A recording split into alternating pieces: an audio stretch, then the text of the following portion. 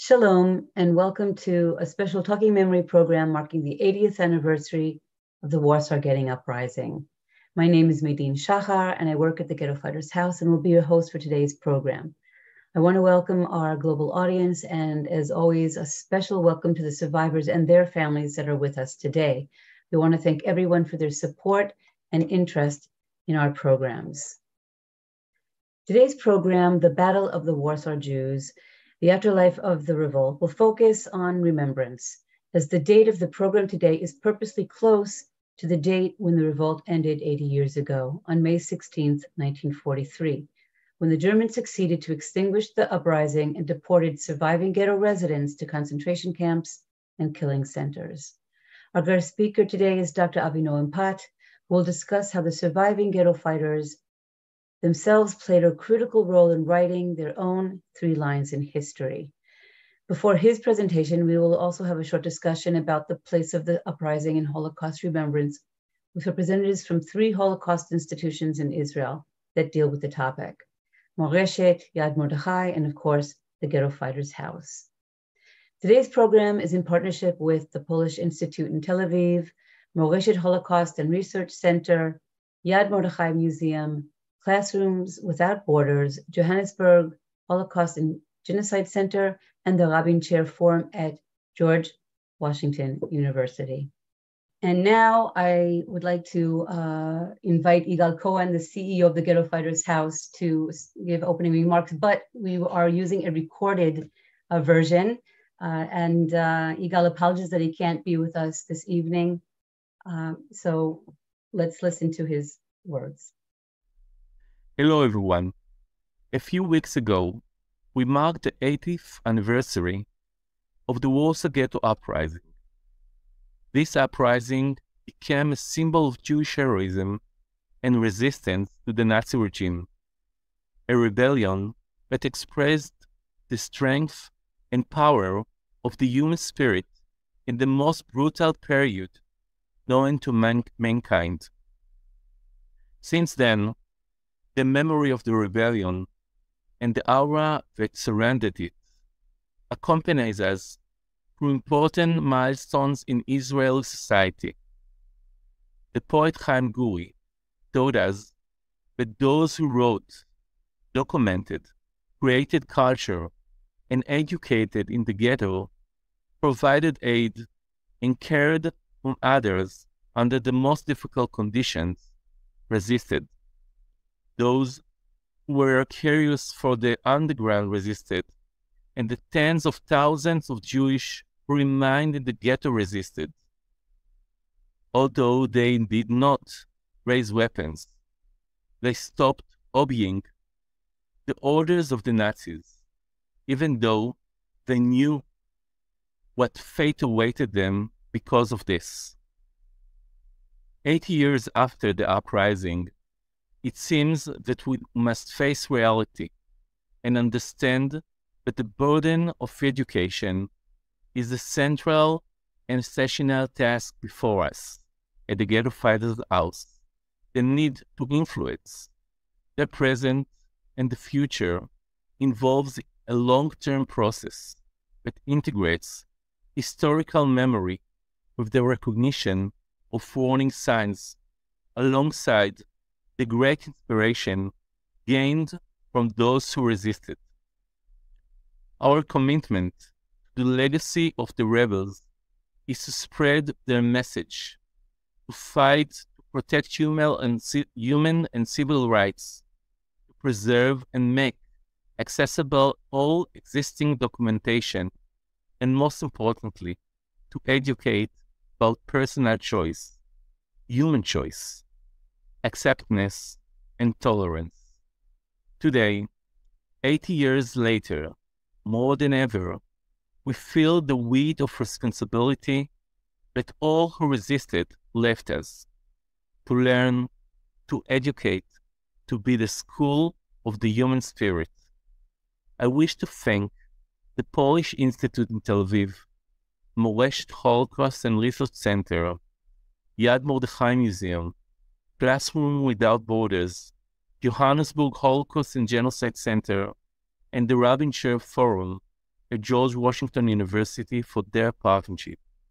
I would also like to thank the participants in today's program: Julia Markiewicz from the Polish Institute in Tel Aviv, Tamar Herzberg from Yad Mordechai, Noam Leibman from Moreshet, Anat Bratman-Elhalel from the Ghetto Fighters House, and the guest speaker, Dr. Avinoam Patt.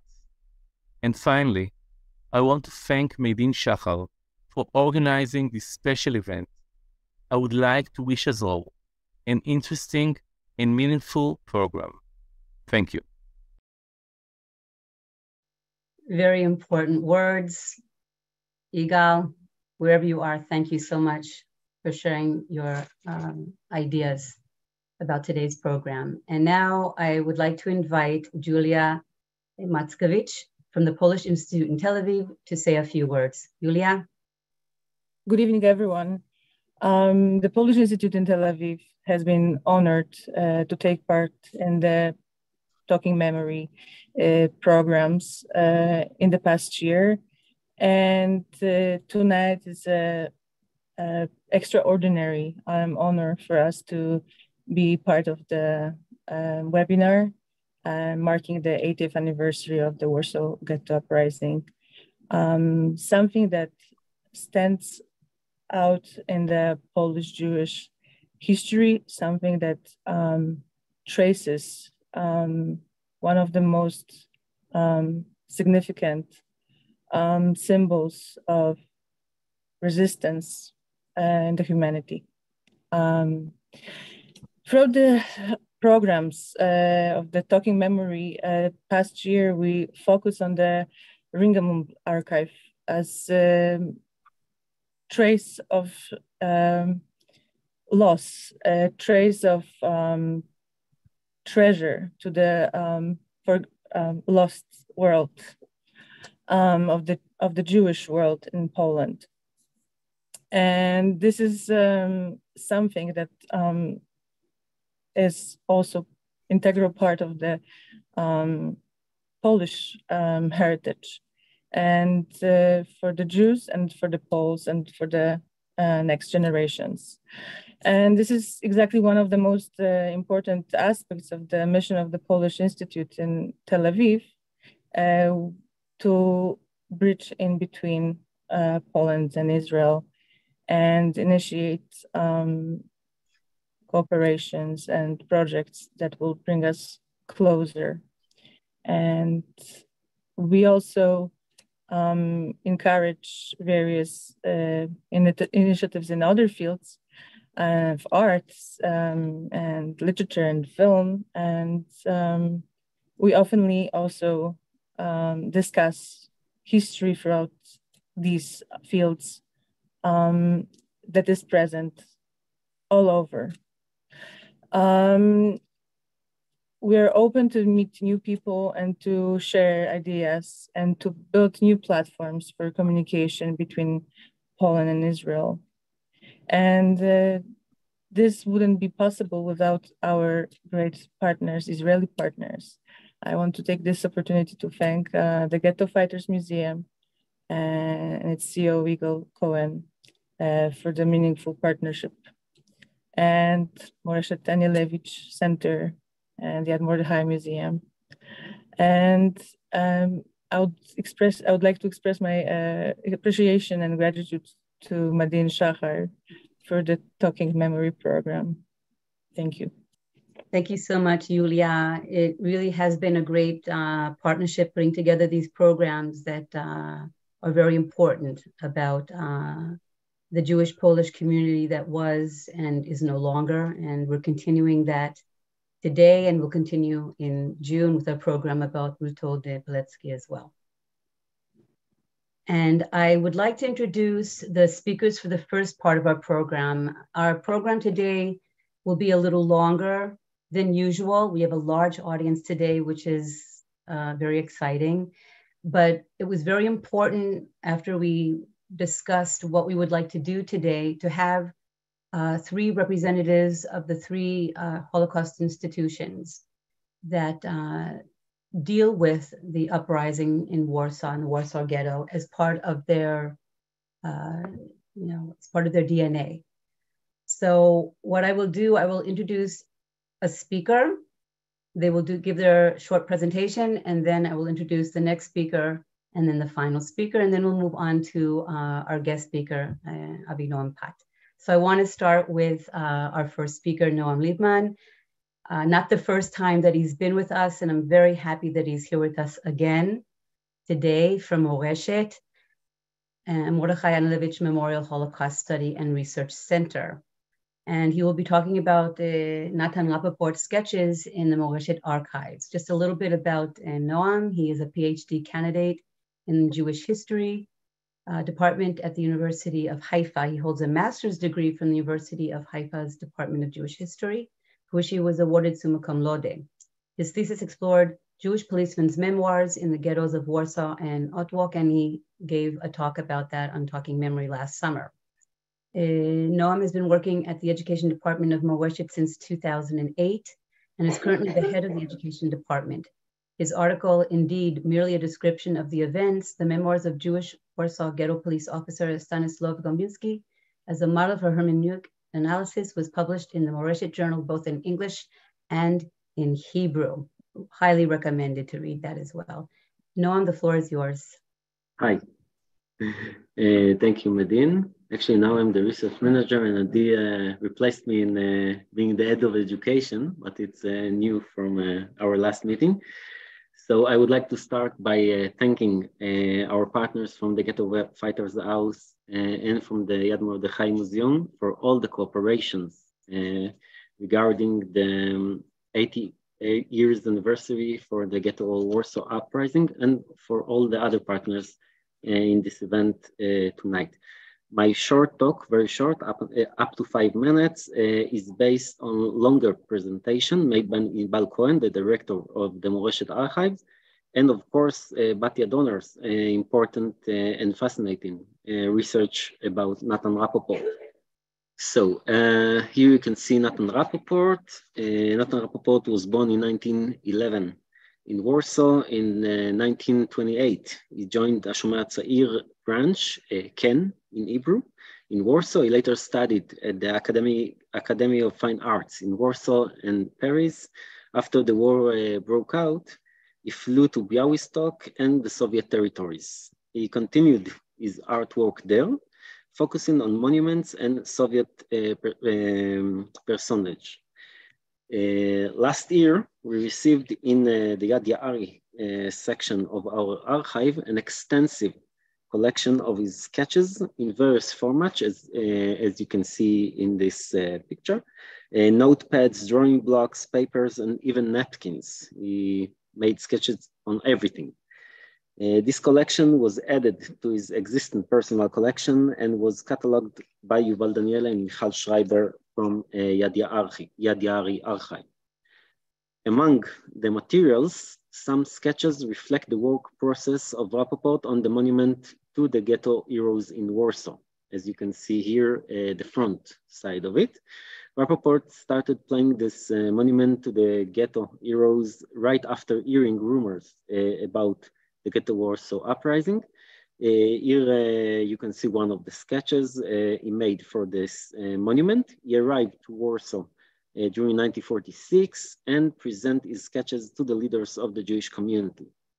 Here are two sketches from the backside of the monument, for the backside of the monument.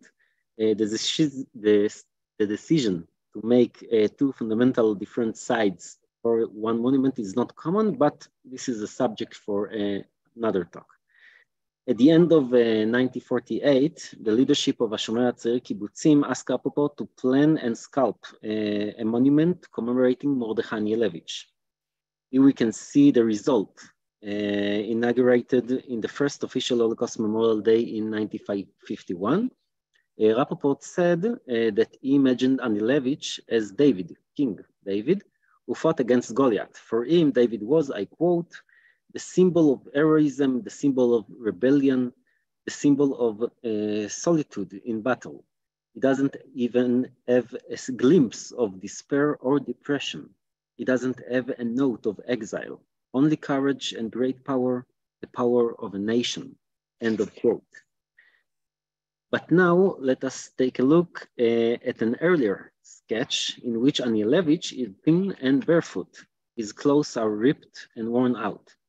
This is more like describing a young Jew after a few years of war and in the ghetto. As you saw, Rapoport didn't follow this description. He chose to commemorate the figure of David as he imagined it, rather than that of a young man in the ghetto.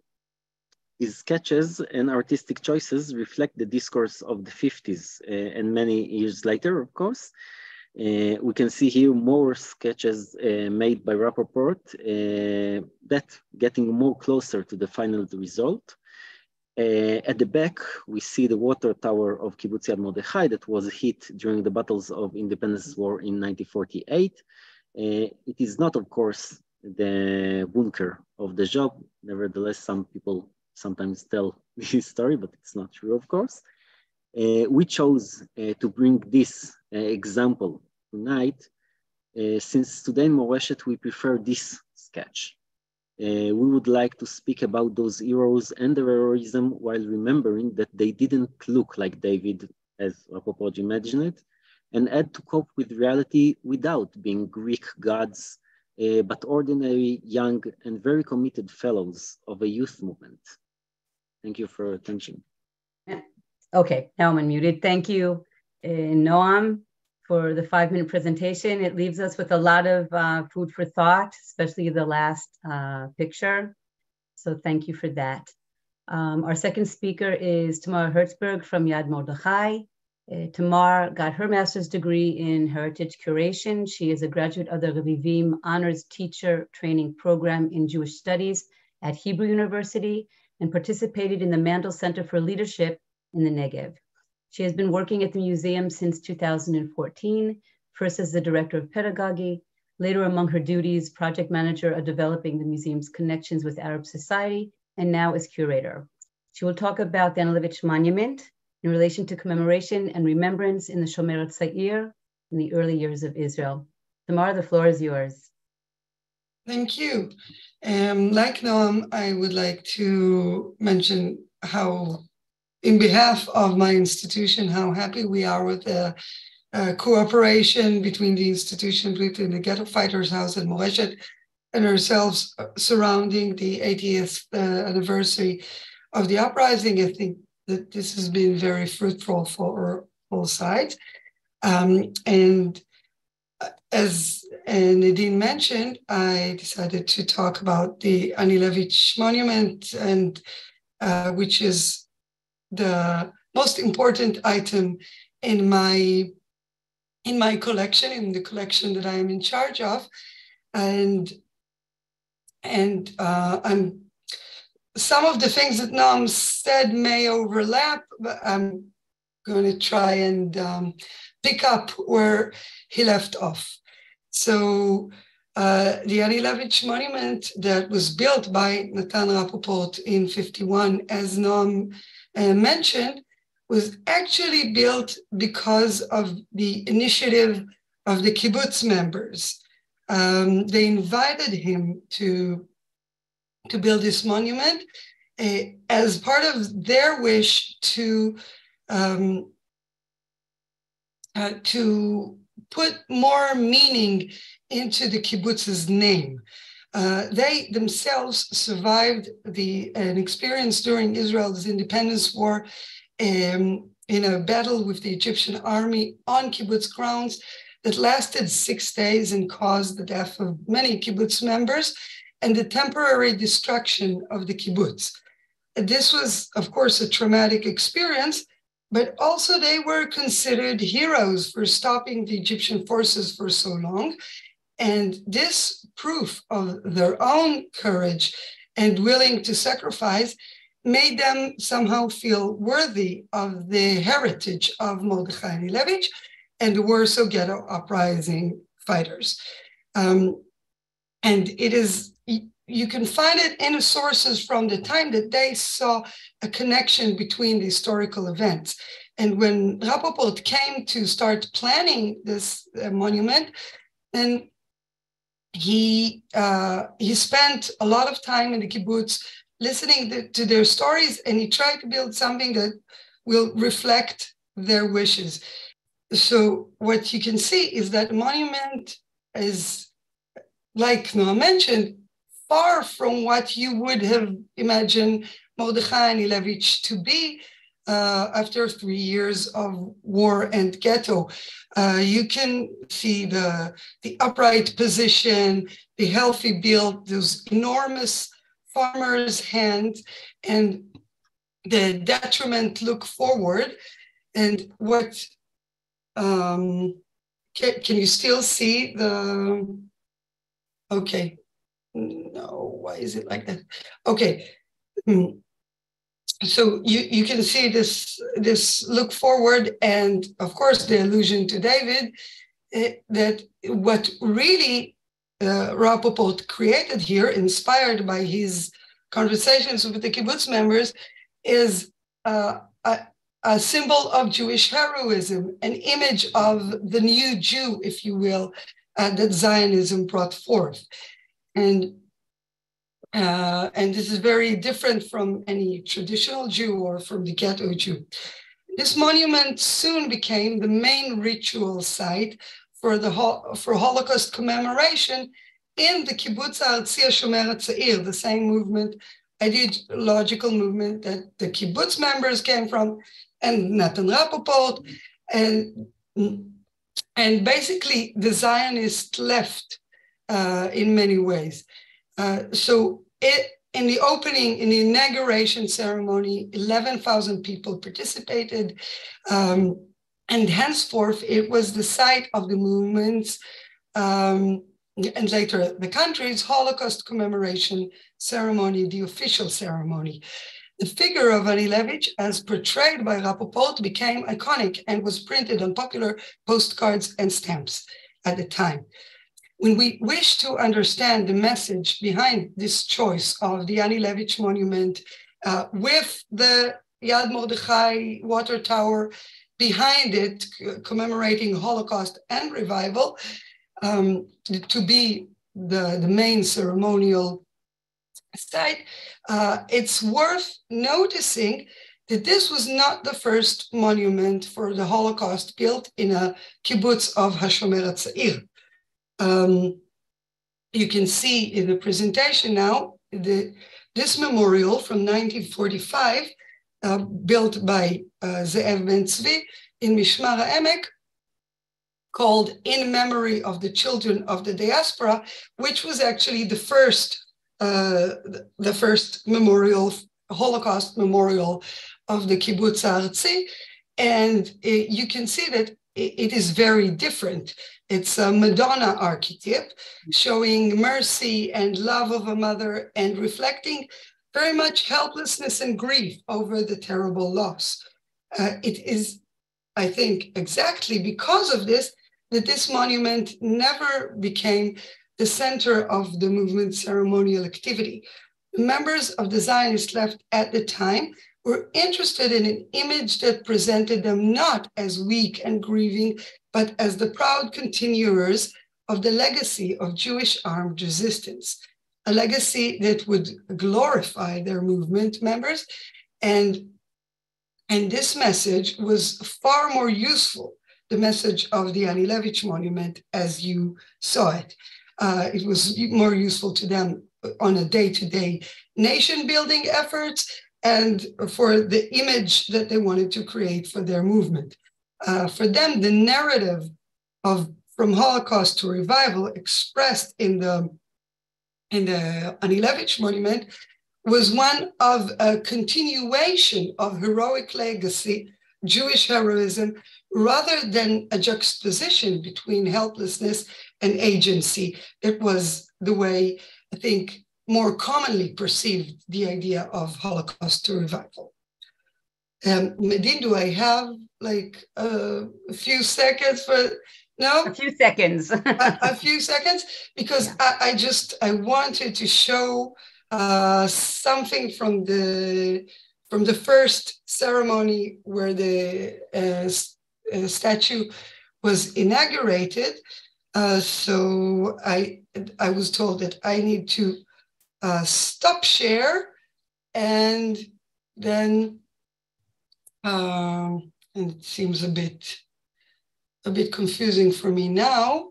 So maybe you can see it on YouTube.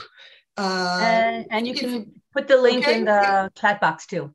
At the chat box? Yeah, you can put if you have a link to YouTube to see it. Okay, yes, I'll put the link to YouTube in the chat box. And thank you for listening. Thank you. Okay. Thank you, Tamar, again for your interpretation and your understanding of the monument. I think that's really what we wanted to do in this first session, is to see what does each institute have in the archives, in the museums, artifacts, documents, stories that are 80 years later so relevant today for our discussion.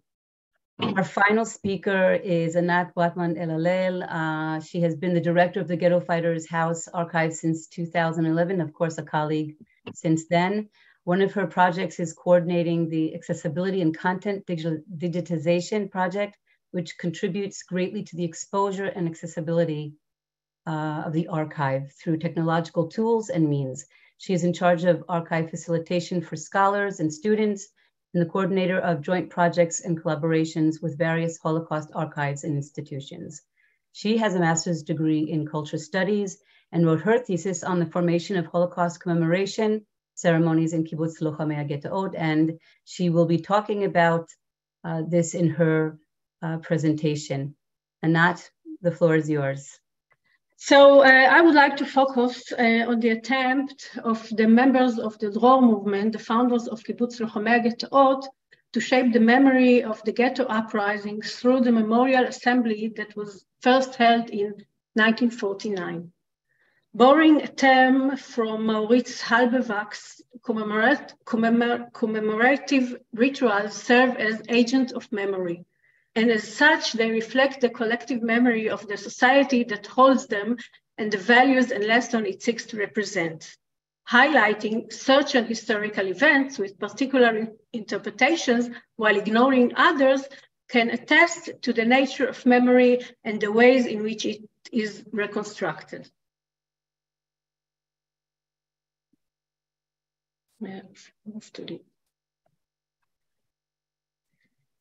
From the day they set foot on the land, the uprising was the pride of the kibbutz and the museum founders.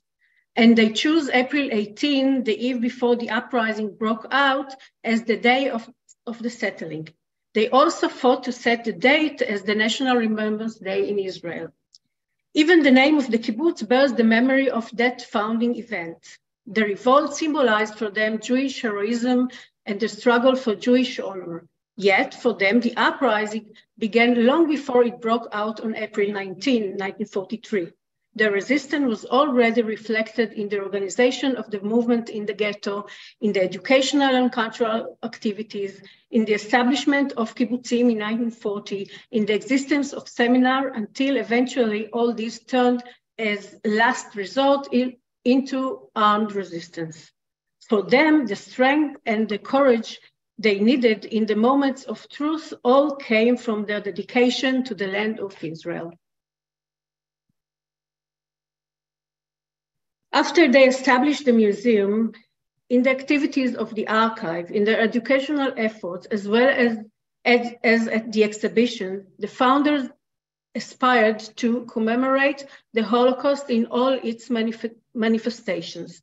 Yet, in the assemblies that took place in the 50s, the uprising, and especially the Warsaw Ghetto Uprising, received almost complete exclusivity.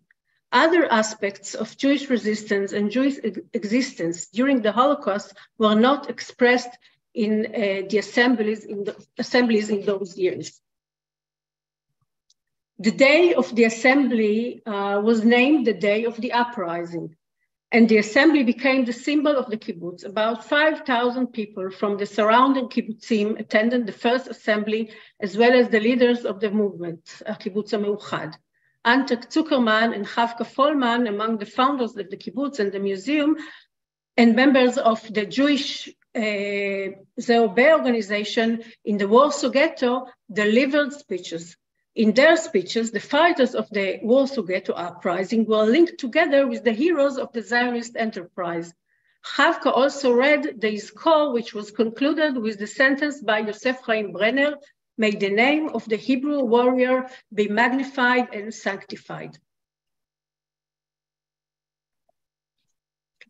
Ante Zuckerman delivered the warriors' words. "We thought that it was the desire of many of them to arrive in this place, and it seems to me that we are fulfilling their will by establishing a settlement that will bear the name of those who fell in battle." Here you can see an announcement for the 10th anniversary of the Warsaw Ghetto Uprising in 1953, published together by Kibbutz Yad Mordechai, השומר הצעיר, and Kibbutz Lochamei HaGheta'ot, Dror. The ceremonies were held separately, but at least the announcement was a joint one. The program for the decennial assembly in Lochamei HaGheta'ot was written by Chaim Guri, a famous journalist and author. His version would largely determine the contents and structure of the assembly in the years that followed. This assembly was planned to be especially ceremonial, a decade to the uprising. That's the headline of the document you can see on the right. A decade to the uprising, interweaving sound, verse, dance, and fire. Guri set 3 parts to the assembly: lamentation of the destruction, the voice of uprising, and the good tidings of revival. In the introduction to the assembly text, Guri wrote, "There is no doubt that spectacle highlighting this date must be appropriate for the time and place and include within it all the elements that may add to the feeling of brief upliftment and soul searching, taking into account the psychology of our audience, attentive to the real, the emotive, while hating bombastic terms and routine. This is why I think the review should be built in such a manner that will awaken the memory of this great and terrible date in the hearts of the public by combining various means that work on the senses and the heart of the viewer. The scope must be enormous to achieve the feeling of greatness." From his words, it appears that he tried to create a multi-sensory experience, a feeling of togetherness, and a kind of catharsis in the hearts of the viewers, which would allow them to return to their homes with the feeling that the world order has been restored. The assembly opened with the words, "10 years have passed since 1943. May the people stand and sanctify the bloodshed and the battle." The second part of the opening text became the opening line of the assembly every year until 1993. And by that, the audience was ordered to turn the memory into an active act. The assembly ended with "From That Fire," written by Chaim Guri, and became one of the central texts in the following assemblies. "From that blaze which burned your tortured and charred bodies, we carried a fire, a torch that kept our souls alight, and with it we lit the flame of freedom, with which we walked through the battles over our land." This text indicates the connection between the murdered and the fighters in the ghettos and those who fought for the establishment of the State of Israel.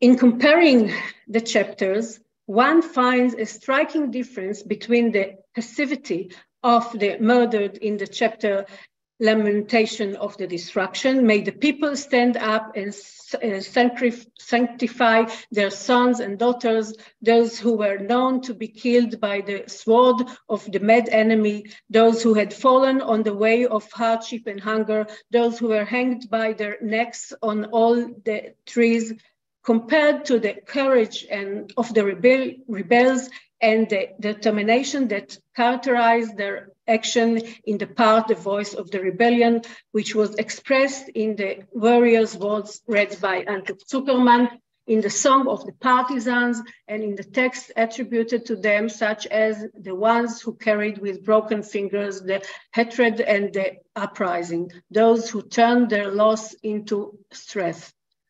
Ronnie Stauber claims that the assembly should be perceived as part of the public debate that reached its peak in 1953 regarding the commemoration of the Holocaust. As in this year, the Knesset, the Israeli parliament, legislated the Yad Vashem law, which spurred a debate about the place of the uprising and the values it signifies. According to Stauber, the assembly of that year reflects the attempts of Hakibbutz HaMauchad to set the uprising, whose people were among its leaders, in the memory of the Holocaust and in the national awareness. The assemblies in the following years were greatly affected by the decennial assembly. Although a lot of changes have been made during the years, some elements from that assembly still exist until today. But this is, of course, beyond our discussion for today. So thank you for your listening. Thank you, Anat, for your words. And again, we see how the narrative, how important the narrative is and how it's changed over the years. I think it's a very important time to discuss that. I want to thank all three speakers in the first part of our program. I want to say that all three institutions are not only guardians of the suffering and heroism of the Jewish people during the Holocaust.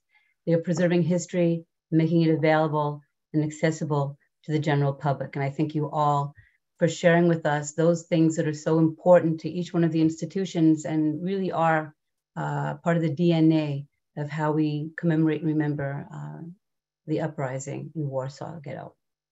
And now for our guest speaker, Dr. Avinoam Patt. He is the Doris and Simon Conover Chair of Judaic Studies and Director of the Center for Judaic Centers and Contemporary Jewish Life at the University of Connecticut. Until July 2019, he served as the Philip D. Feltman Professor of Modern Jewish History at the Maurice Greenberg Center for Jewish Studies at the University of Hartford, where he was also director of the Museum of Jewish Civilization. Previously, he worked at the Miles Lerman Applied Research Scholar for Jewish Life and Culture at the Center for Advanced Holocaust Studies of the United States Holocaust Memorial Museum.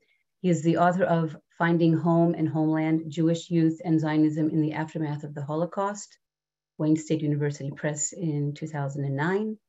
Co-editor with Michael Berkowitz of a collected volume on Jewish displaced persons titled We Are Here, New Approaches to the Study of Jewish Displaced Persons in Post-War Germany, Wayne State University Press 2010, and is contributor to several projects at the USHMM, including Jewish Responses to Persecution, 1938 to 1940. Together with David Sluky and Gabriel Finder, he is co-editor of Laughter After, Humor and the Holocaust in April 2020, and with Laura Hilton is co-editor of Understanding and Teaching the Holocaust, that was also released in July 2020. He is also co-editor of the Joint Distribution Committee at 100, A Century of Humanitarianism, that came out in 2019. His newest book, The Jewish Heroes of Warsaw, The Afterlife of the Revolt, examines the role of the surviving ghetto survivors in crafting the memory of the Warsaw Ghetto Uprising. In 2022-23, he's serving as visiting professor of Holocaust Studies at New York University. I am now reading your latest book, Avinoam, and highly recommend it. I will put a link in the chat box. It gives us insight into the role of remembrance and documentation of those who are in the battle themselves. So with that, I'd like to give the floor to you. Wonderful. Thank you so much, Maydeen, and thank you to everybody who is here. It's wonderful to see such a global audience of friends and colleagues. Even my parents have logged on, so it's really wonderful to see everybody here.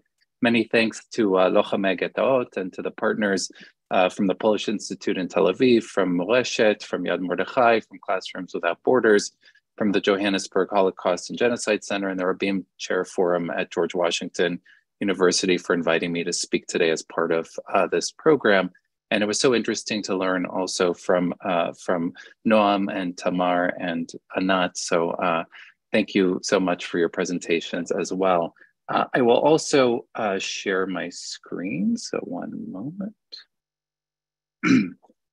Okay, there we go. In the acknowledgement section of my recent book, The Jewish Heroes of Warsaw, I note that the Ghetto Fighters House archive is a treasure trove, and in many ways, the materials housed there helped lay the foundation for this book project. So it's truly a double honor for me to be able to virtually speak here today as part of this program. As has been noted, it's appropriate that we hold this program not on the anniversary of the revolt's outbreak, but instead at its conclusion, when the events that we commemorate began to be transformed from history into memory. April 19th. One moment. Yeah. I don't know why it didn't work this time, but we do see your note slides and not the slideshow. So there you go. You're gonna try again? Yeah, I'll switch to slideshow mode. Okay. Better? Okay. So as April 19th, 1943 was the first night of Passover when the Jewish Fighting Organization in Warsaw engaged in guerrilla warfare against the combined power of the German army, Ukrainian auxiliaries, and the SS. The Jewish Fighting Organization surprised the enemy before SS General Jürgen Stroop eventually switched to burning down the entire ghetto, one building at a time, finally crushing the revolt. The Warsaw Ghetto Uprising, as the first mass revolt in a major city in Nazi-occupied Europe, became a symbol of Jewish resistance to Nazi oppression, inspiring similar revolts in Białystok and Minsk, as well as uprisings in Treblinka and Sobibor later in 1943. The Jewish fighters in Warsaw, under-equipped and overmatched, with few weapons and almost no military training, isolated and surrounded by an indifferent and often hostile population, malnourished and diseased, managed to hold off the German forces for as long as the entire Polish army had in the invasion of Poland at the beginning of the war. But it was not enough. Now, while it has been assumed that the politicization of the revolt took place in the aftermath of the war, the fierce battle for credit over the revolt took place within the first weeks and months after the uprising, and in many respects, as we'll discuss this evening, was guided by reports emanating from the ghetto by the surviving members of the Jewish Fighting Organization, the Bund, and the Jewish National Committee on the Aryan side of Warsaw. A particular narrative of the end of the Warsaw Ghetto and the revolt began to emerge during the war, which would play a central role in shaping post-war memory of the revolt. It was this battle for credit that would ultimately transform the interpretation of the uprising from a battle representing a broad cross-section of the remaining Jewish population in Warsaw into a battle led by a small elite cadre of Zionist youth engaging in a fight that would be interpreted after the war as a fight on the road to the creation of the Jewish state. My remarks this evening will examine the ways in which the memory of the uprising was mobilized by the Zionist movement, often in direct opposition to the narrative crafted by the Jewish Labor Bund, even as it debated how to best incorporate the doomed struggle of Warsaw's Jews into the Zionist narrative. Now, as we've heard, the Warsaw Ghetto Uprising would become the focal point of Holocaust memory in the aftermath of the Shoah in both Israel and America and elsewhere, with the date of April 19th used to mark Holocaust commemorations annually beginning already in 1944. On the 5th anniversary of the revolt, the famous Rapoport monument was dedicated in Warsaw. In 1951, as we've heard, Israel's Knesset designated the 27th of Nisan, 13 days after the uprising began, so as not to conflict with Passover, as the official date of Holocaust remembrance, as Yom HaShoah v'Hagvura. On April 19th, 1951, as we've just learned, a statue of Mordechai Anielewicz was unveiled at Kibbutz Yad Mordechai, and in 1953, the Knesset passed the Yad Vashem law on the 10th anniversary of the revolt. So, first of all, let's examine how news of the revolt spread during the war and how it was shaped by the context of that time. On April 23rd, 1943, the Jewish Telegraphic Agency delivered news of the Warsaw Ghetto Revolt, relaying a report received in Stockholm that day before, with the headline, "Nazis start mass execution of Warsaw Jews on Passover, victims broadcast SOS." And here you can see the text of the report from the Jewish Telegraphic Agency as it was published. On the same day, Davar, this is the headline in the forwards from that same week, that the Nazis are slaughtering the last Jews remaining in Warsaw. On the same day, Davar, the publication of the Labor Zionist movement, edited by Beryl Katznelson, published a story on the revolt with the headline, "Sherit HaPleta of the Jewish diaspora defends itself, defense in the streets of Warsaw." Initial reporting in the newspaper of Davar, edited by Beryl Katznelson, paralleled the reports that we see in forwards, while also emphasizing the continued connection between underground Zionist activists in Poland and the movement in Geneva and the Yishuv. The headlines describe the fighting Jews of Warsaw as both the Sherit HaPleta, as we can see here, their surviving remnant, and as rebels, or mitmardim, fighting the Nazis. Like the reporting in the forward, Davar reported, mistakenly it turns out, and assuming that trained officers from the Polish underground had been sent to the ghetto to, quote, help manage the defense there. While coverage in the Jewish press continued to highlight the report in the week after its outbreak, along with news on other fronts of the war effort, by Monday, May 10th, the forwards added a new trope in its coverage of Warsaw, reporting on, as you can see here, the Yiddische Helden von Warsaw, the Jewish heroes of Warsaw. This would be the title that I chose for my book. So it's actually quite interesting then for us to consider how the context of April and May of 1943 shaped Jewish public reception of the news that it was receiving of this seemingly miraculous event, the outbreak of the revolt. Jews in the free world had entered 1943 with news that European Jewry was facing complete annihilation. In order to break through the apathy of allied countries and fellow citizens, Jewish communities in the United States organized mass protests in an attempt to capture the attention of the public and of political leaders with one last desperate call for rescue. At the same time, growing awareness of the destruction of European Jewry turned such rallies into large-scale memorial ceremonies. Indeed, screaming headlines and memorial pageants like the "We Will Never Die" pageant marked the transition from calls for rescue to calls for commemoration. Simultaneous with the outbreak of fighting in the Warsaw Ghetto on April 19, 1943, the other major news item that captured the attention of the world press, the world Jewish press, I should say, was the ill-fated Bermuda Conference, convened in response to urgent demands to rescue what was left of European Jewry. In this sense, the timing of the revolt was critical. It coincided with a moment of Jewish realization of the mass destruction of European Jewry, anger at the apathy of the surrounding world, an intense feeling of powerlessness to stop the destruction and arouse the conscience of the so-called civilized world, and a transition to memorialization of the destroyed Jewish communities of Europe.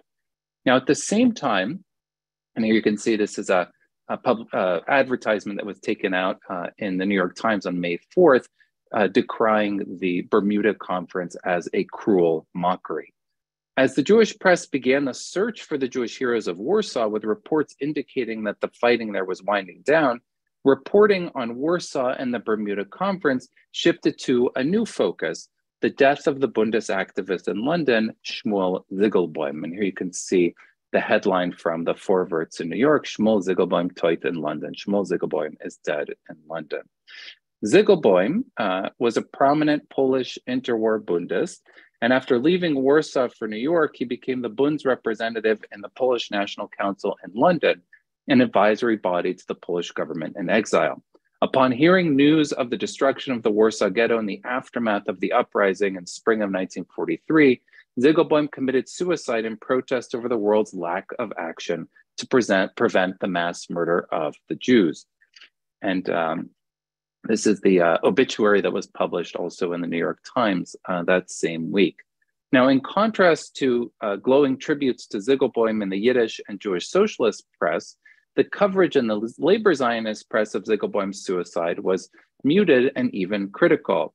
A May 21st, 1943 eulogy written in Davar wrote disparagingly of Ziegelboim and was critical of his choice to commit suicide, as they referred to die al Kiddush Hashem, much like the head of the Judenrat, Adam Chernyakov, who had died, who had taken his own life at the start of the Great Deportation.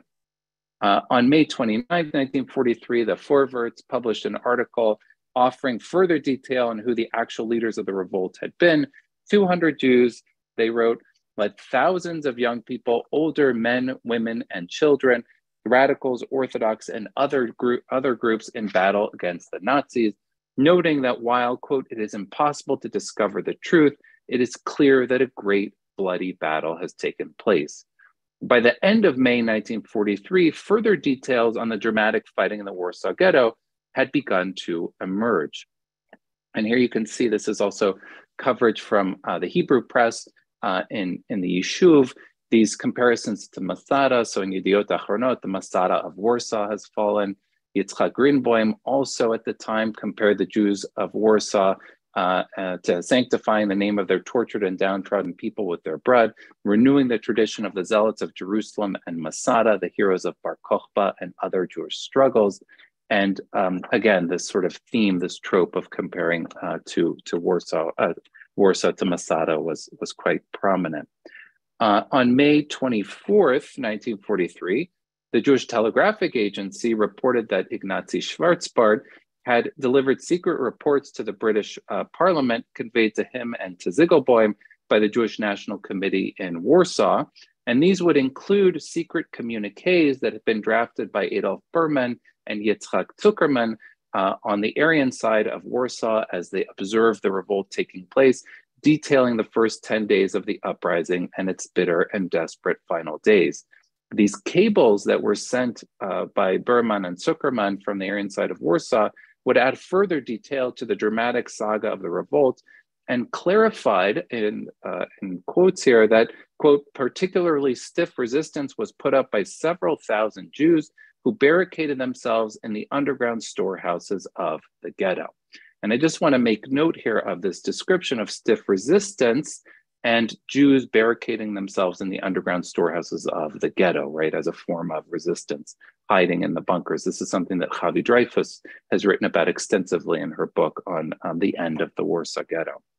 After 9 days of bombardment and siege, with an estimated, this number came from the reports, 1,000 Nazis killed, the report added, quote, the heroic resistance of the Warsaw Ghetto continues with a few strongholds holding out. The report also began to fill in crucial details on the heroic fighting, identifying the existence of, quote, a Jewish fighting organization which shows great ingenuity and courage, and offering a name, Klepfish, an engineer who was, quote, one of the pillars of the determined revolt resistance. He died like a hero. And here you can see a picture of Michal Klepfish that they're referencing. At the same time, as news of the deaths and names of the heroes began to emerge, memorial services were organized. So in the Yishuv, Tzivia Lebetkin and Tosia Altman were eulogized in June of 1943, after it was believed that they had both died in the uprising. Meir Yaari, the head of Shomer HaTzair, described them as, quote, the two women saved our dignity, they are legends. Now, of course, it's ironic because Tzivia, as we know, survived until the end of the war and made her way to the Yishuv. Tosia also survived the revolt, although she died in hiding not long after in Warsaw. On June 3rd, 1943, the Jewish Telegraphic Agency reported that London's Evening Standard already proposed making April 19th of every year a so-called Jewish Day. Quote, April 19th, the day when human valor converted the Warsaw Ghetto into a fortress of freedom, should be an honored day among men cherishing mercy and tolerance. 2 weeks later, on June 16th, JTA reported on a planned mass meeting in New York to commemorate the Jewish heroes of the Warsaw Ghetto. The Jewish Labor Committee organized the Saturday evening, June 19th, mass meeting at Carnegie Hall in New York, which was organized to celebrate the heroes and honor Shmuel Ziegelboim, and featured speakers such as the Polish ambassador, Stephen Wise of the American Jewish Congress, and Adolf Held, chairman of the Jewish Labor Committee, along with leaders of the American labor movement. Lucy Schildkreuz, later to be known as Lucy Davidovich, one of the foremost historians of the Holocaust, recalled attending that June 19th, 1943 service in her memoirs. As she described the event at Carnegie Hall, we went and we wept, yet there was pride in what the Polish Jews had done.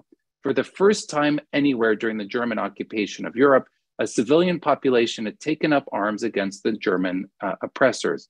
Not just any civilian population, but the most oppressed, the most helpless, the most desperate. In the next weeks, Bundist and Zionist underground reports from Warsaw reaching the West gave details of the fighting and listed the names of the dead and the few survivors. The events of the Warsaw Ghetto burned into my consciousness. The Warsaw Ghetto became a constant part of my internal life. I used to imagine myself there, test myself as to how I would have behaved. Would I have had the courage to fight? Would I have had the stamina against despair? Writing in the Labor Zionist publication, The Jewish Frontier, Marie Sirkin, who would later write Blessed is the Match, one of the first books in English to describe the Jewish resistance, also wrote in July of 1943 of a desire to know the identity of the heroes. As she wrote, we do not know the names of the heroes. We cannot pin medals to their breasts, even posthumously. And then she noted, also believing that Tzivia had died based on the reporting, to these names, we can now add that of Tzivia Lebetkin, the mother. Tzivia Dimame was not old, nor did she have children of her own. She lost her life at the age of 28 as a leader of the ghetto's final battle. Young as she was the, quote, mother by virtue of strength and solicitude of the crushed, the abandoned, the helpless. What Sirkin, of course, did not know at the time was that Lubetkin had in fact survived. As a group of 40 to 60 ghetto fighters who had managed to sneak out of the ghetto through the sewers on May 10th, 1943, with Simcha Rotem Kajik, escaped after the Mila 18 command bunker had been gassed.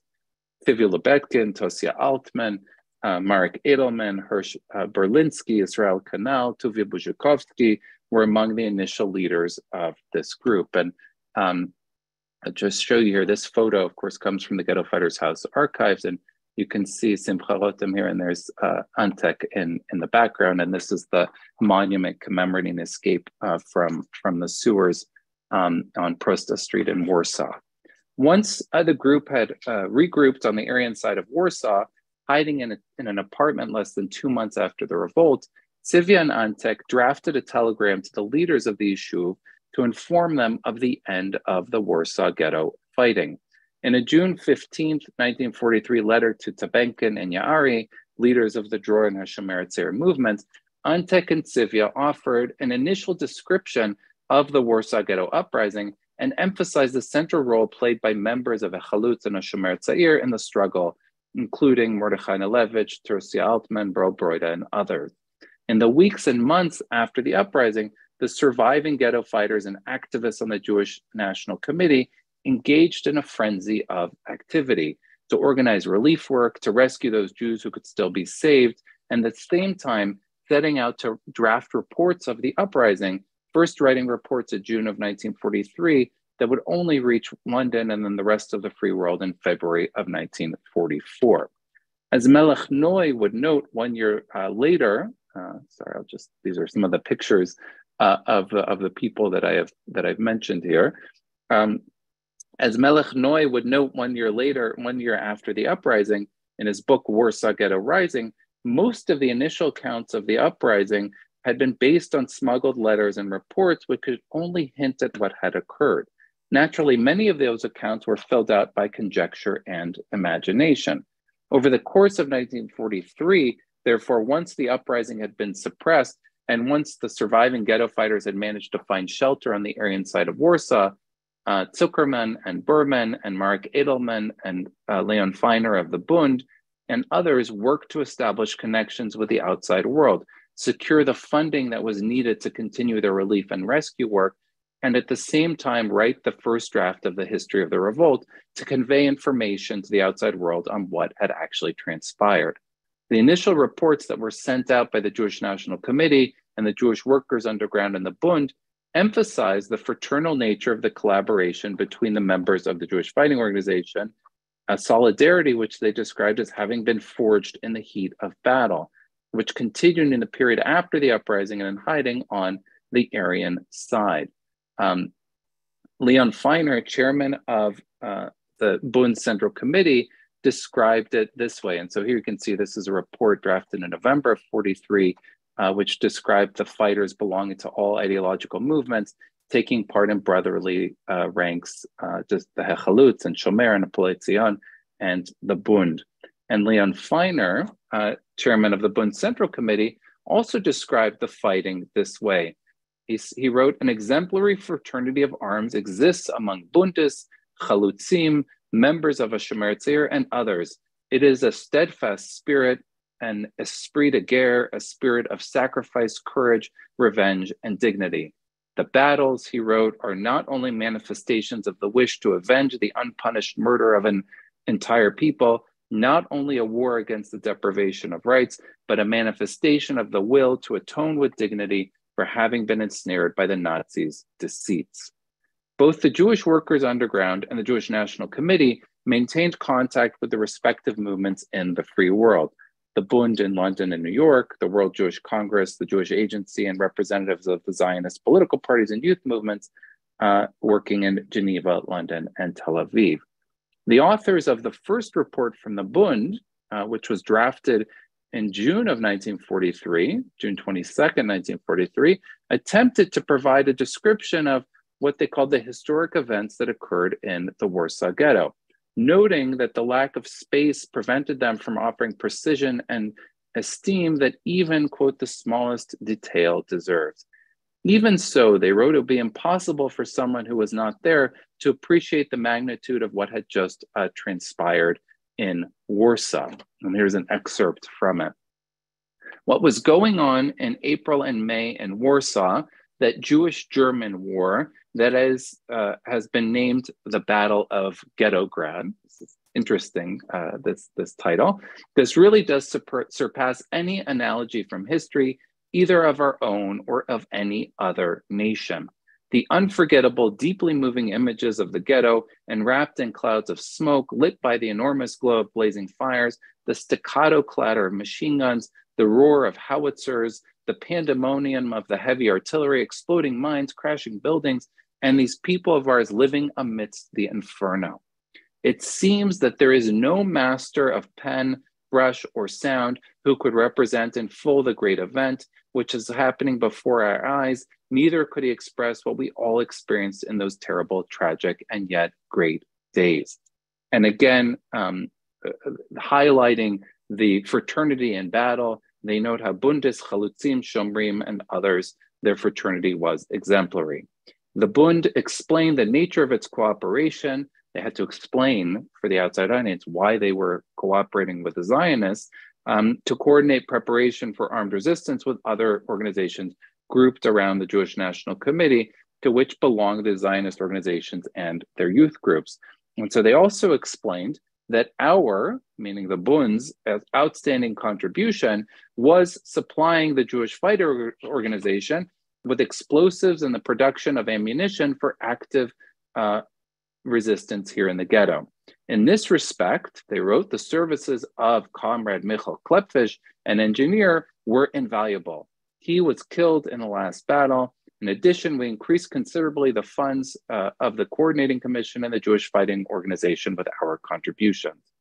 While the Germans had suffered tremendous casualties, with more than 1,000 killed or wounded, and tremendous material losses were suffered by German war production enterprises that were set on fire, the report explained, quote, the casualties suffered by the resistance organization were comparatively small, but many of its best members, including its commander-in-chief, M. Ordcha, Hashomer, I'll come back to this, but it's written in the report, M. Ordcha, engineer Klepfish, armament chief and Barrack, and both members of the Central Committee of the Bund fell in the fight. A second Bund report sent in November of 1943 concluded by focusing specifically on the members of the Workers' Underground of the Bund who had joined the fighting. Even so, the report highlighted the closeness of Bundists and Zionists in the fighting organization as members of a close family, quote, united by a mutual aim. And the American representation of the Bund worked quickly to disseminate the names of Bundist heroes within the movement. So both movements, by the way, began sending out lists of names of their members who had participated in the fighting. So here's another document which comes from the Ghetto Fighters' House, lists of those who fell in defense of the Warsaw Ghetto. You can see here, this is also a list of names published in by the Bund in the March 15, 1944 bulletin of the Bund Yedias, listing the names of 31 of its own, quote, fallen heroes, including such names as Topsha Davidovich, Jurek Blones, Zalman Friedrich, and again, Michal Klepfish. These reports of the Jewish Workers' Underground would also be incorporated into Bundist accounts of the uprising, published later in 1944 in a volume that would be published entitled Ghetto in Flammen, Ghetto in Flames. So there's a lot of activity taking place already in the first year after the revolt to describe what had happened, to publish accounts, to essentially take credit for different participants' activities in the revolt. Now, by April 19th, 1944, so we're talking about the one-year anniversary of the revolt, as had been called for less than 2 months after the uprising, the date of April 19th became an anniversary to hold memorial services around the world. On April 19th, 1944, over 30,000 Jews gathered in New York City before the steps of City Hall to hear speeches by Mayor Fiorello LaGuardia and prominent Jewish leaders. And as would be reported in the foreword, I don't have a picture of that headline, just trust me, hundreds of thousands of Jews in New York honored the Jewish heroes and martyrs of Poland with sorrowful demonstrations, martyrs to City Hall with the participation of the mayor. The New York Times, in an editorial devoted to the first anniversary of the revolt, termed the Battle of the Warsaw Ghetto, quote, an example of courage that history could scarcely manage, noting, quote, that all faiths and creeds thrill at the heroic story. Among those pictured behind Mayor LaGuardia and Rabbi Rosenstein on the steps of City Hall in New York were the poet Julian Tovim, who wrote the We Polish Jews, and the artist Arthur Szyk, who you can see standing back here, among others. The Polish Jewish artist Arthur Szyk, who had arrived in New York in 1940 and almost single-handedly led an artistic effort to convince the American public to support the war effort, created this work, The Repulsed Attack, to commemorate the first anniversary of the revolt. And it was published in many different places to commemorate the first anniversary. And while Szyk did not depict any female fighters in this work, some people often ask me, this is actually just a little boy with payas? But you can see here, by then we know the names of Tosia Altman, Sivi Lebetkin, Topsha Davidovich, and others had been reported in various places. He did represent the revolt as a popular uprising, reflecting a cross-section of the Jewish population, young and old, religious and secular, middle class and working class among the Jewish fighters. And there's a close-up of it. And while Jews in New York and London were marking the first anniversary with large-scale demonstrations that included the broader non-Jewish public and linked the heroism of the ghetto fighters with the suffering of Jewish martyrs, commemorations of the first anniversary in the Yishuv were more muted in comparison, as the Yishuv was somewhat ambivalent in how to respond to the first anniversary of the revolt. What was the meaning of the uprising? Should it be celebrated as an example of Kiddush Hashem, a form of collective martyrdom? Uncertainty over the details and identities of the heroes made it difficult to celebrate the revolt, even if, though, on April 19th, 1944, the first anniversary, there was a day of outcry for the rescue of the survivors, for the rescue of the Sherit HaPleita that had been proclaimed throughout the Yishuv. As in New York, work ceased and fasting and public rallies took place. Now, at the same time, reports drafted by the Jewish National Committee and the remnants of the Jewish Fighting Organization were sent to London and then conveyed from there to Tel Aviv. The authors of these letters and reports, including Zuckerman, Lubetkin, Adolf Berman, and David Guzik of the Joint, on behalf of the Jewish National Committee, wrote reports specifically for their intended recipients. In this case, the Zionist leadership that, like the Bund, emphasized the role of their own organization's members while also highlighting the collaboration between the Bund and the Jewish National Committee in the fighting of the Jewish Fighting Organization. All the same, as will be seen, these reports were read and interpreted in a partisan environment and suggested a different chronology of the organization of resistance efforts and the evolution of the fighting organization in the ghetto. Despite their frustration over what they saw as the, quote, persistent silence from the Yishuv and the urgent need for funding to continue their relief work for survivors in Poland, at the same time, over the course of the spring of 1944, the Jewish Fighting Organization wrote up a history of its efforts, which was sent to London at the end of May 1944. This report, written by Yitzchak Zuckerman, can be found in the Ghetto Fighters House archives in Polish, Yiddish, and Hebrew, and forms the basis of Neustadt's report, Melech Neustadt's report later in 1944. And this report was also reprinted in Neustadt's Churban and Aufstand for the Yidden in Warsaw, and later in Sefer Milchamot HaGhettoot, the book of the Ghetto Wars, which will be edited by Zuckerman and Moshe Basok in 2 parts. And of course, then it would come to be published in many other books about the history of the Warsaw Ghetto. Taken together with the report of the Jewish Workers' Underground received in February 1944, this detailed account of the history of the Jewish Fighting Organization constituted the first attempt to write the history of the resistance in the Warsaw Ghetto 1 year after the revolt had been crushed. And this report was part of a larger shipment that had been sent on May 24th, 1944, by Jewish National Committee activists and the Bund in Warsaw, working jointly under the coordinating committee, who sent a file of underground documents to their colleagues in London for publication in the West. Letters, reports, surveys, diaries, testimonies, and poems. This May 24th package of 120 pages smuggled on microfilm contained letters, testimonies, reports, really a veritable treasure trove of items smuggled out of Warsaw to tell the story of the doomed ghetto and the incredible work of dedicated activists after the liquidation of the ghetto to preserve what remained of Jewish Warsaw. Included in these materials were the last words of notable Jewish activists in the ghetto who had managed to survive the uprising but would not survive the year that followed, including perhaps most notably the historian, social welfare activist, and ghetto archivist Emanuel Ringelblum, who was noted by Emanuel Berman, was killed 1 week after the final draft of a letter that they wrote together was written. This last letter from Ringelblum and Berman, written in March of 1944 and received as part of this shipment in May of 1944 in London and New York City, went through several drafts and emphasized the leading role played by Zionist groups in the uprising, most likely in response to an awareness that Bundist groups abroad were taking credit for the revolt. So that is, the Jews still hiding in Warsaw were finding out that the reporting outside of in New York and elsewhere was emphasizing the Bundist role, and so felt the need to correct the historical record.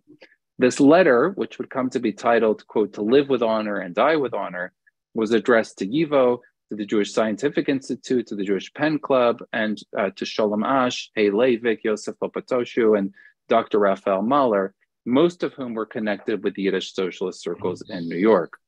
Ringelblum and Berman described various aspects of underground work and cultural activity for their addressees, individuals and organizations devoted to the preservation of East European Jewish culture, explaining, quote, that they kept alive the banner of culture and struggle against the barbarity to their last breath. However, at the time the deportations from the ghetto began, those involved in underground work and cultural activity shifted their focus to armed struggle. And here, an excerpt from the letter. The period when the murderous deportation action started, the idea of putting up a fight took the place of self-help. And in the letter, heading the struggle was our heroic youth of all orientations, with those faithful to Eretz Yisrael in the forefront. The superb epos of armed Jewish resistance in Poland began, the heroic resistance of the Warsaw Ghetto, the magnificent fighting in Białystok, the destruction wrought by Jews in the slaughterhouses of Treblinka and Sobibor, the battles at Tarnów, Będzin, Częstochowa, and other localities. Jews demonstrated to the world their ability to give armed battle, to die with dignity in battle with the mortal enemy of the Jewish people and all humanity. This is all we wish to tell you, dear friends. We, the survivors, aren't many. In a postscript added to the end of the letter, Berman explained that this last letter would indeed be the last word from Dr. Emanuel Ringelblum. Berman wrote, this last letter was written on March 1st, 1944. 1 week later, on March 7th, the Gestapo discovered the underground hideout in the Jewish quarter in which Ringelblum was hiding. He, together with his wife Judith and his son Yuria, and 35 others, mostly intelligentsia, underwent terrible torture at the hands of the Germans and were shot in the ruins of Warsaw. Thus ended in martyrdom the life of a noted historian, an enthusiastic communal worker, and one passionately devoted to present-day Jewish culture. Now, in the collection of Adolf Berman, housed at the Ghetto Fighters House archive, is an earlier version of the letter, written by Ringelblum in January of 1944.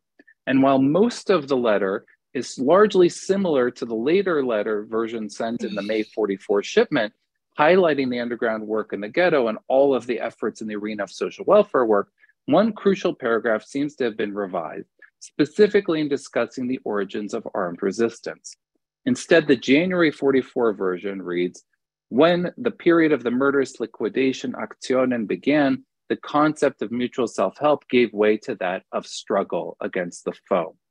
This struggle was carried out first and foremost by courageous youngsters from all the youth movements and an organized part of the proletariat. So this is the earlier version of the letter. As Javi Dreyfus has described in a fascinating article on the Jewish Fighting Organization, Adolf Berman revised and edited such sources for political reasons, and there's no reason to doubt that in this case, perhaps as Sam Casso has also suggested, in response to a distinct feeling that the Bund abroad was trying to take credit for the revolt, Berman felt it necessary to state in no uncertain terms that, quote, those faithful to Eretz Yisrael stood at the forefront of the armed struggle. Again, as Javi's research on the last letter of Anielewicz also demonstrates, we must appreciate the role of the Jewish National Committee and perhaps also the surviving members of the fighting organization that they played in shaping a Zionist narrative of the revolt for an intended audience abroad, but especially in the Yishuv. And in the case of Anielewicz's last letter, Berman was keen to modify that letter in order to enhance his stature, Anielewicz's stature, before the Polish underground in trying to gain support for their underground efforts. Rather than emphasize the notion of fraternal cooperation and an esprit de guerre manifested in a struggle carried out first and foremost by courageous youngsters from all the youth movements and an organized part of the proletariat, Berman, and perhaps Ringelblum, we don't know, felt it important to state in no uncertain terms that it was Zionist youth who led the struggle. Adding context to the history of the Jewish Fighting Organization and the nature of relations with the Bund, in a letter from the Jewish National Committee also sent in May of 1944, Zuckerman and Berman noted that, quote, while relations with the Bund are regular and friendly, and here's the last letter, but I'll skip that. For the sake of truth, they wrote, we wish to address a few points regarding news from abroad, which we have received, that the Bund abroad seeks to take credit and almost complete responsibility for the battles in the Warsaw Ghetto. Zuckerman and Berman wrote, they take for themselves decisive responsibility, and in the name of historical truth, you must uproot this false legend. The battle in the Warsaw Ghetto, as well as other ghettos and those in the camps, was organized and carried out by our movements, and first of all, by the movements affiliated with the labor movement in the land of Israel. Echalutz, Dror, Hashomer Tzair, Polei Tzion Small, and Polei Tzion Right. These movements led the battles, contributed the largest number of fighters, and sacrificed the greatest share of blood. And then they wrote that the commander of the Jewish fighting organization was our heroic comrade Mordechai Anielewicz, the commander of Hashomer Tzair. In the central command, we had 4 members, and the Bund had 1.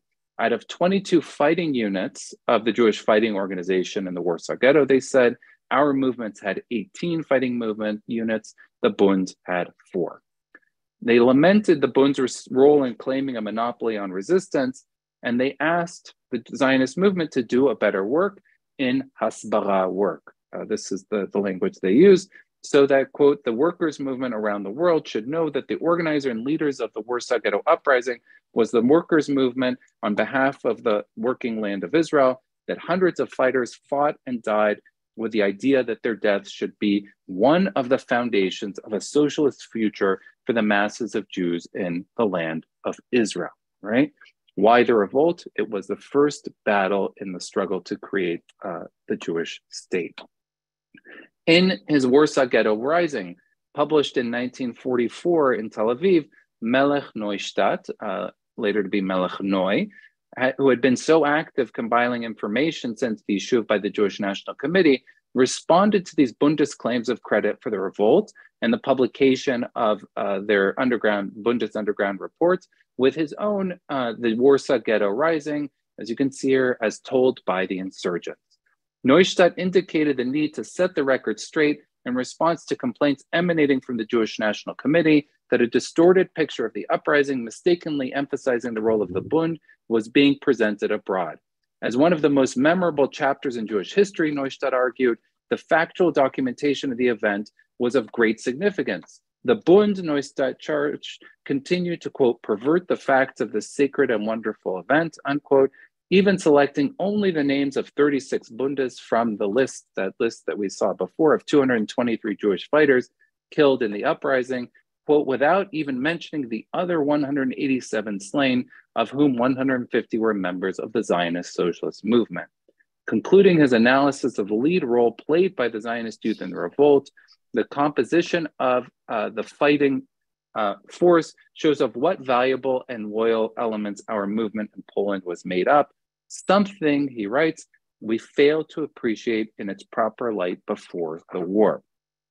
Again, Neustadt reiterates it was simply not possible that the will to resist and the heroism of the fighters sprung from a, quote, deeply rooted Bundist consciousness that only the soil of Poland was the true home of Polish Jewry. He wrote, only those who were true to Zion until the last movement led the revolt. Nonetheless, Neustadt lamented the fact that the Bund is now trying to convince the world that the heroism displayed by the ghetto fighters sprang from a deeply rooted Bundist consciousness. Neustadt criticized the Bund for taking credit for leading the uprising, with Klepfish as leader, when it was clear that, as he wrote, no more than 18% of the fighters in the Jewish fighting organization were Bundists. And I'll just say as an aside, because I'm sure people are going to ask, there's barely a mention of revisionists in the fighting at all. And he says we simply don't have details to talk about a revisionist role. He disputed, Neustadt did, the Bundists' claim that Michael Klepfish was in fact the leader of the uprising and sought to set the record straight with previously unknown information. And here you can see what he wrote. This also led to a regrettable error when the name of Michael Klepfish, a member of the Bund, a brave and loyal fighter who lost his life in the ghetto fighting, was publicized as the central figure of the rising. The real leader was in fact Mordechai Anielewicz, a member of Hashomer Tzair. His second in command was Isaac Z., one of the heads of the Chalutz movement in Poland. The executive council of Histadrut received a telegram, that telegram we saw before, on the 23rd of May, 1943, from one of its representatives in a neutral country, giving the names of several comrades who had fallen in the ghetto fighting. One passage read, quote, Mordechai was the father of the defense. As we did not know which Mordechai was meant, Mordechai Tenenbaum had been appointed commander of the rising in Bialystok, but had also been in Warsaw, so they didn't know exactly which Mordechai was being referred to. He writes, we did not publish this news, but asked for further details. In the meantime, a telegram from the Polish Telegraphic Agency was published on the 26th of May, announcing, quote, the heroic death of engineer Klepfish, a member of the Bund and one of the central figures of the armed resistance movement. On the basis of this, Bund circles broadcast as a fact that he had headed the rising. We assumed that our comrades had made a slip in reporting the facts. While acknowledging how important Klepfish was, and he was indeed a weapons expert who created improvised explosive devices that exploded in the ghetto, he was an engineer in the manufacture of homemade weapons. Neustadt was able to now concretely advance the fact that the M. Ordcha that we saw before, M. Ordcha referred to in the Bundist report, was none other than Mordechai Anielewicz. So that was actually Mordechai, but it had been mistakenly written. Mordechai was Mordechai Anielewicz, previously unknown outside of Poland, who would become known as the leader of the Warsaw Ghetto Uprising. Over the next 2 years, Neustadt would painstakingly transcribe, annotate, and footnote the materials received in the May 1944 shipment for publication in Chorben und Oststadt. While historians have generally seen the politicization of the revolt occurring after the war, with the first encounter of the survivors with their new homes, the polemics of 1944 between the Bundist interpretations advanced in publications like Ghetto Inflamed and Labor Zionist arguments of the Warsaw Ghetto Rising make clear that within 1 year of the revolt, the battle for credit in Jewish public opinion meant that the Warsaw Ghetto Uprising was too great a symbol to relinquish to the political enemy. The Brotherhood of the Fighters did not extend to New York and Tel Aviv. Beyond emerging disagreements over who played a leading role in the revolt, one of the key questions that would divide Zionist and Bundist accounts of the Warsaw Ghetto Uprising were questions of historical interpretation. Was the revolt a popular revolt or a Zionist revolt? Was it a reflection of a Polish Jewish will to fight back, or was it led by a small cadre of the Zionist avant-garde who sensed the need to overthrow the yoke of Nazi oppression because of their connection to the land of Israel? More fundamentally, how was armed resistance framed in the political sphere after the revolt? And what role did the surviving ghetto fighters themselves play in shaping the ways in which resistance would be understood and interpreted in the aftermath of the Warsaw Ghetto Uprising? One thing also became clear in the first year after the revolt. It was the surviving ghetto fighters themselves who would play this critical role in ascribing their own, quote, 3 lines in history. By the 5th anniversary of the revolt, April 19th, 1948, this date had already become the clear date to commemorate Jewish suffering and heroism. On this date, Rapoport's monument to the ghetto fighters, as we can see here, and it's really incredible if you see in these pictures, it's basically the only structure and everything else is in ruins, right? This date, the monument was dedicated. Rapoport had been adamant that the monument be placed on the site of the revolt where Anielewicz had died in his bunker, but that site had already been marked in April of 1946 with a stone marker. And in fact, the poster for this event has a photo of one of those early commemorations at that marker at Mila 18. You can see Antek standing prominently there. After the war, the symbolic power of the revolt would be marshaled by the Zionist movement to support the struggle for the creation of the Jewish state after the Shoah. The Jewish heroes of Warsaw would be cast in stone as actors who burst forth from the ghetto to alter the course of history. On the back of the monument, the Jewish masses would recede back into the depths of the ghetto. Thank you. I'm always muted. First of all, Avinoam, thank you so much. You can see in the chat now, if you take a quick look, so many people are so appreciative of the subject and the talk and the information that you gave us, as well as our 3 speakers beforehand. There aren't a lot of questions, and it's also very late, but I think you started talking a little bit about the question about, okay, whose narrative is being told and whose narrative has more influence and who is pushing their narrative forward. And it's also in the book. And of course, someone is asking again about other Zionist groups. And there was another question. I want to put these two together, asking everybody, including our three other speakers, about, so, okay, what do we do now? It's 80 years later. Do we have more information? I really recommend reading Avinoam's book to get more insight into that. And what do we do with this information? How do we, somebody wrote, how do we alter the narrative? I don't know if we want to alter the narrative, but how do we have a more correct understanding of what happened in, according to what we know today? And I also want to, I mean, again, if our other three speakers are here, we'll let Avinoam answer first, but if you have something to add to that, because it definitely is something that there are more and more books coming out, more and more research is coming out, and there are also people just writing whatever they want and saying whatever they want and saying that the story is different. So I'm putting all the questions that we had together into one big question about, okay, really, whose battle was it and who won? Okay, so I'll start, and I'm really curious to also hear from my fellow panelists as well, their thoughts on this. I mean, one of the things that's so fascinating and that I allude to is you can see that very quickly in the aftermath of the revolt, there is this tension between sort of what are the motivations of the fighters themselves, the people who are organizing the revolt themselves, what are their motivations, why did they do it, how did they pull it off, and then also sort of the political symbolic power of the revolt, right? Sort of explaining, the how and the why as part of some larger political framework, and then wanting to use it because it has immense political value. And so there's what's fascinating is that there's a real tension. There's a real tension between sort of that's taking place during the war between what they know and what they've just experienced, and already seeing this unfold in the outside world. So there's a flow of information that's taking place from inside Warsaw and from inside occupied Poland to the outside world. A lot of people ask, for example, about sort of the revisionists, and I just want to say something about that, because one of the interesting things that we can see here is that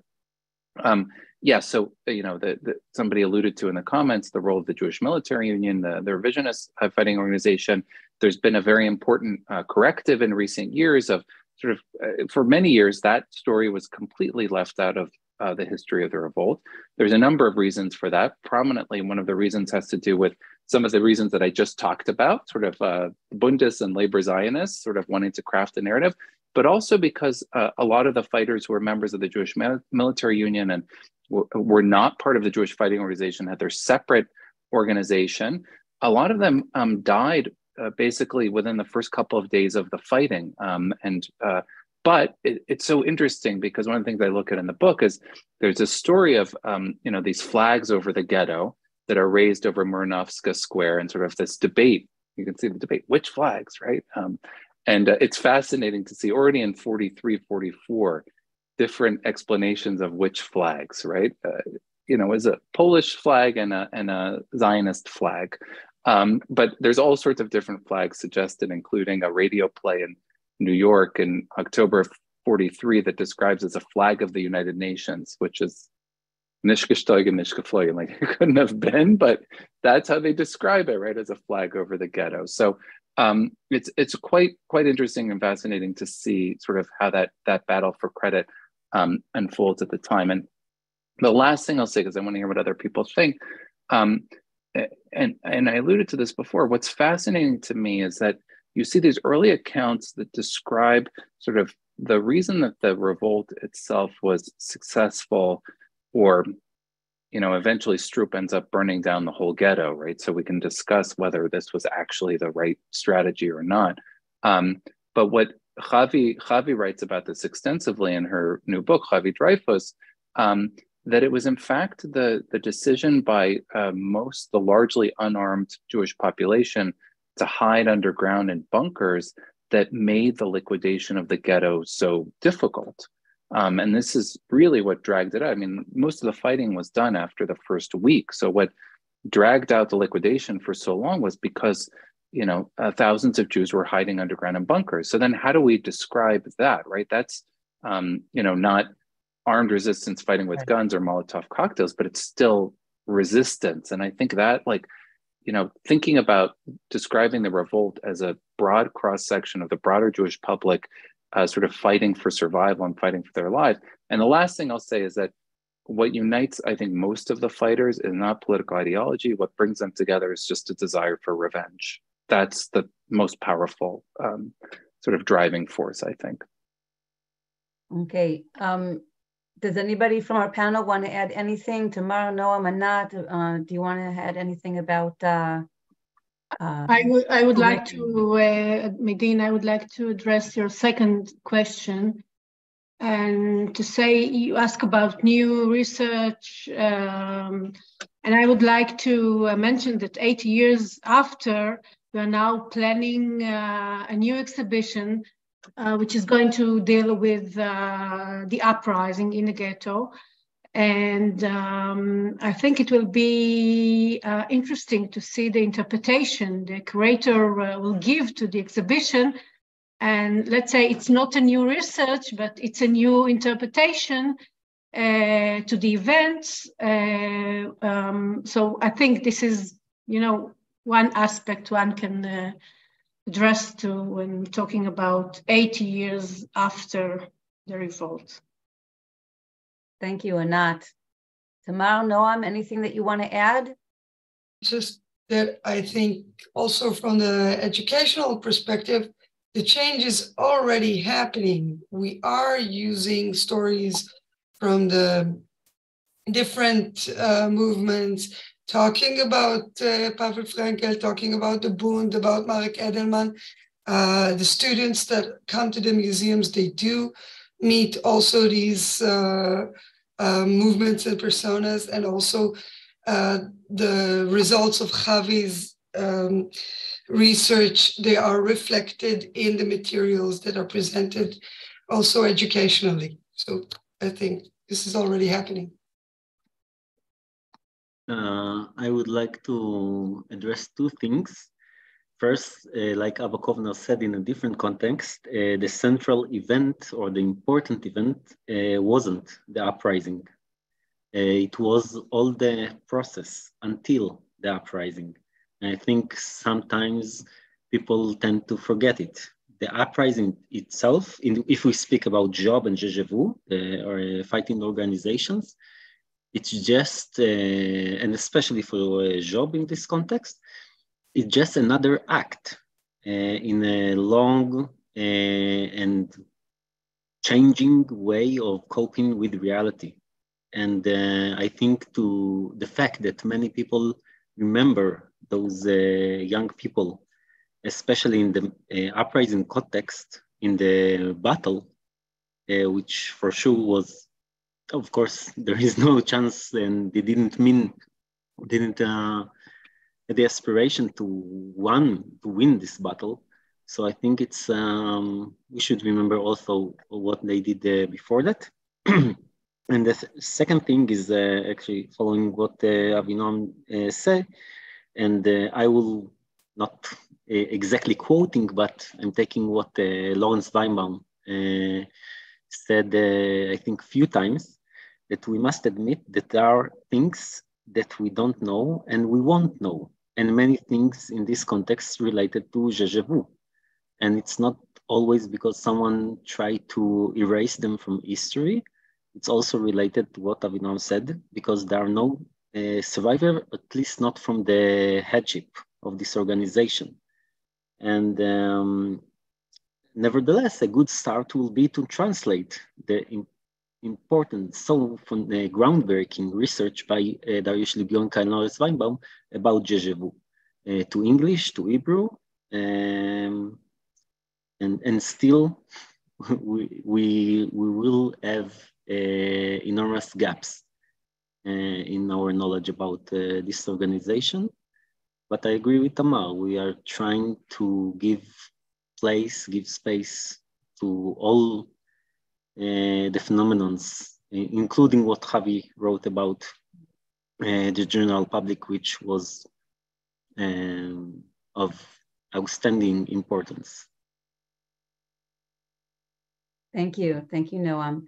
I absolutely agree with what you're all saying, and we're very excited. Somebody asked where the new exhibition will be or not. I wrote the Ghetto Fighters House, and we'll keep people informed about that, and we'll do a program if we continue still in another few years. It takes some time, but yeah, it will happen eventually. I think that Javi Dreyfus research, your research, and there are others that are coming out with more about the Papa Franco, for example. I think that all these things together are helping us to get a more nuanced understanding. I think it is our responsibility, as Noam said, to also take a look at the broader picture, to understand that this, the uprising was the continuation of what was happening over the years in the ghetto. You can't look just at those 3-4 weeks, but only in that focus, but look back and see what was happening beforehand. And I think most importantly, especially in your book, Avinoam, you make it very clear that the way we interpreted over the next 40 years is not the way the fighters were trying to have this documented and remembered. There was more of a kinship that we somehow were able to break apart, and maybe it's time to put it back together again. So again, I highly recommend Avinoam Patt's book, and I put a link to buy it, to look at it, and actually go deep into this battle that you write about, the battle for memory. And with that, I want to thank, yes, Anat. Just to say thank you to Avinoam for his fascinating lecture, and for using a lot of documents from our archives. It's so nice every time to know that someone is using the documents that we are making accessible to everyone. Thank you, Anat, for making those materials available as well, right? These are the building blocks of writing this history, and the projects to digitize them and to make them available. I mean, it's just all the institutions, incredible collections, but we can't write this history without it. So thank you. Absolutely. And that's why I invited from Moreshet and from Mordechai to be with us tonight, because I felt that we have to bring back the kinship. And here we are working together to try to tell the story together as a more nuanced and broader narrative. And with that, I want to thank all of our guests today. This was really an incredible program. It's everything that I expected it to be, and even more. Of course, I want to thank our panel, Tamar Herzberg, Noam Leibman, and Anat Bratman-Elhalel for their contribution about what's happening here in Israel and what's happening at 3 institutions that really do have this whole concept of the war, the uprising, the Holocaust in their DNA. And of course to Avinoam Patt, first of all, for your research and for sharing that with us. I was amazed by just how much information was getting out there. And I can only try to imagine what was happening in 43 and 44 with this, trying to get the information out, trying to get the history recorded and out to the public. And within that feeling that maybe that's the only thing that will survive.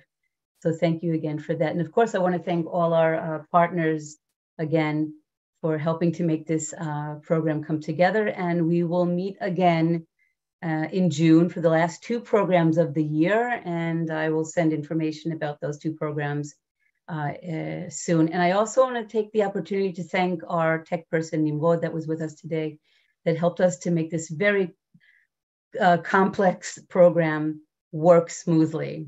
So thank you, Nimrod, as well. And with that, I want to say shalom, and we'll see you soon.